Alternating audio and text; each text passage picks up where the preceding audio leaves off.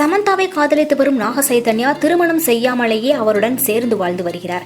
இந்த நிலையில் 2017 ஏப்ரலில் நாக சைதன்யாவின் தம்பி அகில் திருமணம் நடக்க உள்ளது. தன் முதல் மனைவியின் மகனும் மூத்த மகனுமான நாக சைதன்யாவிற்கு திருமணம் செய்யாமல் இளைய மகனுக்கு முதலில் திருமணம் செய்வதை ஏற்றுக்கொள்ளாத நாகார்ஜுனா திருமணத்தை தள்ளி போட்டு வந்த நாக சைதன்யாவிடம் எடுத்து கூறி அவருடைய மனதை மாற்றியிருக்கிறாராம்.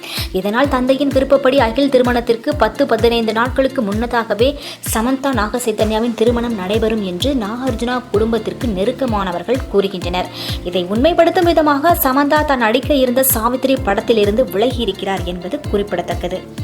மேலும் இதேபோல் சினிமா செய்திகளை உடனுக்குடன் தெரிந்து கொள்ள தமிழ் சினி சிப்ஸ் சேனலை சப்ஸ்கிரைப் செய்யுங்கள். நன்றி.